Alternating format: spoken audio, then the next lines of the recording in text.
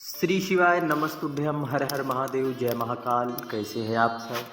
आज का यह वीडियो हम सभी के लिए बहुत ही महत्वपूर्ण है। उन परिवार के लिए, उन माताओं बहनों के लिए जिनके घर में छोटी छोटी बातों को लेकर झगड़े होते हैं पति पत्नी के बीच में, जिनके बच्चे बुद्धि से कमज़ोर है, अर्थात आपको ऐसा महसूस हो रहा है कि हमारा बच्चा पढ़ने में भी बहुत कमज़ोर है और या हर परीक्षाओं में अनुत्तीर्ण हो जाता है, इसका मन पढ़ाई से दूर भागता है। दूसरी उन लोगों के लिए है, तीसरी धन संपदा की वृद्धि के लिए, और चौथी रोग बीमारी के लिए, और पांचवी तो सबसे महत्वपूर्ण पांचवा उपाय नशा मुक्ति का। हमें चंद्र गणेश का नाम लेकर इस उपाय को करना है।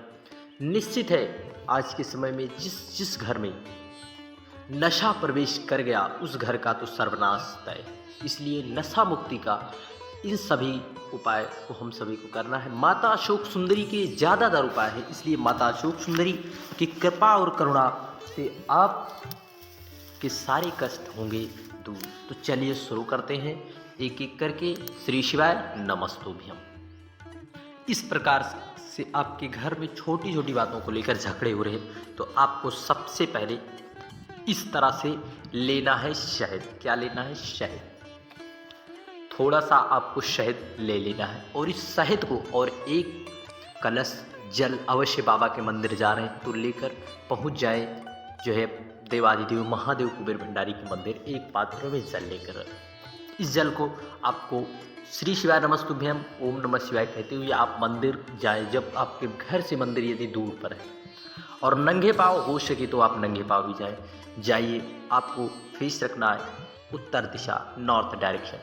वहाँ पर पहुँचकर आपको जो है श्री शिवाय नमस्तुभ्यम कहते हुए आपको जल को समर्पित करके अच्छे से बाबा के पूरे स्थान को अच्छे से साफ कर देना है। फिर आप कहोगे जो शहद लाए हैं उसका क्या करें? उस शहद को आपको लेकर आपको माता अशोक सुंदरी वाले स्थान पर जो आप शहद लाए हैं उसी शहद से आपको ओम बनाना है। क्या ओम बनाना है? माता अशोक सुंदरी वाले स्थान पर आपको ओम की आकृति बनानी है। ओम बनाना है। कहाँ पर? माता अशोक सुंदरी का भाव स्मरण करते हुए, माता अशोक सुंदरी का नाम लेते हुए अपने जीवन में चल रही समस्याओं के लिए आए दिन झगड़े हो रहे हैं, आपके पति आप पर अत्यधिक क्रोध कर रहे हैं या आपके घर का कोई भी सदस्य अत्यधिक क्रोध कर रहा है, आप तंग आ चुके हैं, तो एक बार माता अशोक सुंदरी वाले स्थान पर ओम बनाकर आप देखिए, निश्चित है बाबा की कृपा जरूर होगी। फिर आपको थोड़ा सा यहीं से, जहाँ से आप ओम बनाए हुए हैं वहीं से आपको थोड़ा सा शहद प्राप्त करके एक पात्र में लाना है। कहाँ पर? एक पात्र में आपको ले आना है। लेने के बाद जब आप जो है घर के दाहिने सर जाओगे घर की तरफ, तो आपके दाहिने तरफ चाहो तो आप जो है घर के मुख्य दरवाजे पर बिंदी लगा दो, या फिर जो व्यक्ति अत्यधिक क्रोध करता है वह जिस कमरे में सो रहा है आप उस कमरे में, यदि आपका बच्चा क्रोध कर रहा है तो यदि उस कमरे में यदि 7 बिंदी लगा दी जाए तो निश्चित है कि वह व्यक्ति धीरे धीरे करके क्रोध को शांत अवश्य करेगा। माता अशोक सुंदरी की कृपा और करुणा से, बाबा देवादिदेव महादेव की कृपा से।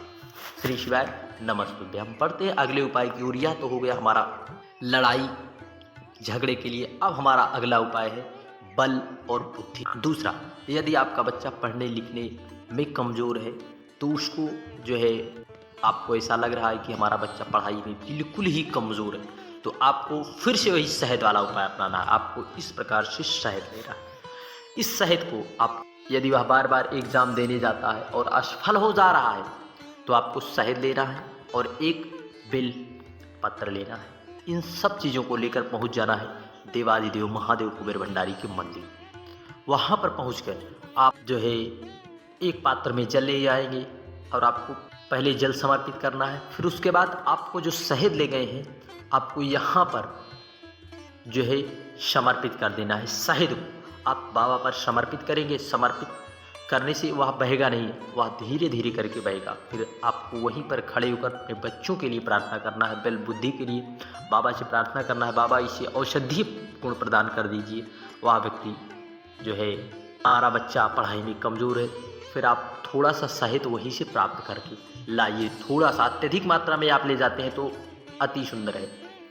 फिर उसके बाद आप उस व्यक्ति का नाम और गोत्र ले लें। यदि आपका बच्चा करता है तो वह सोने पर सुहागा हो जाएगा। यदि नहीं कर पाता तो आप उसका नाम और गोत्र ले लें। उस शहद को जो आप लाए हैं, उस शहद को आपको 7 दिन तक थोड़ा थोड़ा करके अपने बच्चों को चटा देना है।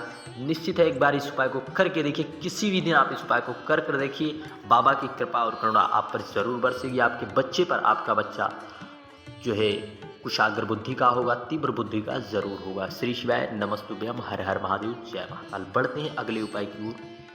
धन संपदा। धन संपदा की वृद्धि के लिए हम सभी को हरे मूंग और आपको इस प्रकार से 5 समी पत्र लेना है। आपने यदि पूज्य गुरु जी की कथा सुनी हो पंच पुष्प शिव महापुराण कथा में, तो उसमें पूज्य गुरु जी ने 5 पुष्पों का महत्व बताते हुए शमी पत्र और शमी पुष्प की महत्वता बताते हुए बताया था। एक शमी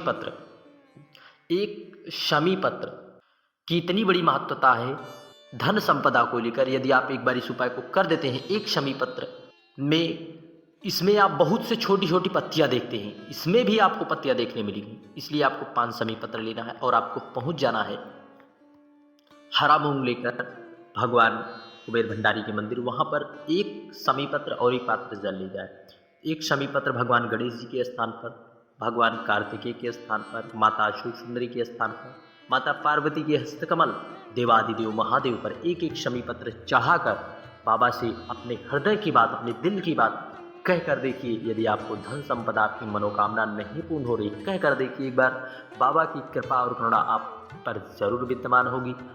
आपके घर पर यदि धन किसी भी गलत संगति में धन जा रहा है, किसी गलत कार्य में जा रहा है, तो बाबा की कृपा और करुणा से वह धन आपका टिकेगा। यदि आप इस उपाय को कर लेते हैं, माता लक्ष्मी की कृपा और भगवान गणेश जी की विशेष कृपा आप पर जरूर होगी। श्री शिवाय नमस्तुभ्यम, हर हर महादेव। बढ़ते हैं रोग मुक्ति उपाय। रोग मुक्ति और के लिए हम सभी को इस दिन हरे मूंग के दाने ले जाना है। कितने? हरे मूंग के दाने, और हमें बेलपत्र लेना है और एक दूर्बा और एक पात्र में जल। आप जब भगवान कुबेर भंडारी के मंदिर में जाएंगे तो वहाँ पर भगवान नंदी भगवान के उठे हुए पांव पर आपको हरा मूंग समर्पित करना है। आप जो है हरा मूंग समर्पित कर दें, और जब आप मंदिर में मंदिर बाबा कुबेर भंडारी के मंदिर जाएं तो वहाँ पर गणेश भगवान के स्थान पर एक दूर्बा समर्पित कर दें और बाबा के ऊपर एक बेलपत्र समर्पित करके थोड़ा थोड़ा जल आपको समर्पित कर देना है। फिर उसके बाद जब आप जल समर्पित कर रहे हैं तो कुंदकेश्वर महादेव का नाम लेना। किसका? कुंदकेश्वर महादेव का नाम लेकर आपको जल बहता आएगा, थोड़ा सा जल आपको प्राप्त कर लेना है। अपने घर में किसी भी व्यक्ति की बीमारी के लिए आप क्या उपाय कर रहे हैं तो आप उस व्यक्ति के लिए कामना प्रार्थना कर लें। फिर थोड़ा सा जल नंदी के उठे हुए पांव पर समर्पित करके देखिए, भगवान नंदी के कान जो है, नंदी भगवान प्रार्थना की गई प्रार्थना भगवान कुबेर भंडारी तक जरूर जाती है। वह हमारी कामना जल्द से जल्द पूर्ण होती है। धीरे धीरे करके यदि बीमारी के लिए कर रहे हैं तो बीमारी धीरे धीरे करके लाभ जरूर होता है। श्री शिवाय नमस्तुभ्यम। बढ़ते हैं अगले उपाय की ओर, जो कि हमें चंद गणेश का नाम लेना है। नशा मुक्ति का अचूक उपाय है। हमें इस प्रकार से जो है 7 दूर्बा लेनी है और उसमें हमें थोड़ा सा लाल चंदन का भाव लगा देना है। भाव लाल चंदन हो आपके पास, लाल चंदन लगा दें और आपको एक पात्र जल लेकर इस प्रकार से आपको पहुंच जाना है भगवान कुबेर भंडारी के मंदिर। यदि आपके पास घर के पास से बुधवार का दिन है, बुधवार का दिन भगवान गणेश जी को समर्पित है। यदि गणेश भगवान का मंदिर हो तो आप गणेश भगवान के मंदिर में जाएं। यदि अभाव है तो आप बाबा के ही मंदिर जाएं और गणेश भगवान के स्थान पर आपको कुंदकेश्वर महादेव का नाम लेते हुए जो आप 7 दूर्बा चंदन लगी हुई एक एक करके श्री शिवाय नमस्तुभ्यम, श्री शिवाय नमस्तुभ्यम कहते हुए 7 दूर्बा को कुंदकेश्वर महादेव का नाम लेकर आपको समर्पित करना है। किसका? कुंदकेश्वर महादेव का। थोड़ी देर प्रार्थना करने, फिर आप बाबा से प्रार्थना करें, बाबा इसमें हमारे पति, हमारे घर के बच्चे नशा करते हैं, चिड़चिड़ करते हैं, क्रोध करते हैं। आप प्रार्थना कर लें, जैसी भी आपको प्रार्थना करना है। बाबा इसमें आप वह गुण प्रदान करिए जिससे हमारे घर के बच्चे, पति हमारे नशा से मुक्त हो जाए, क्रोध चिड़चिड़ापन ना करें।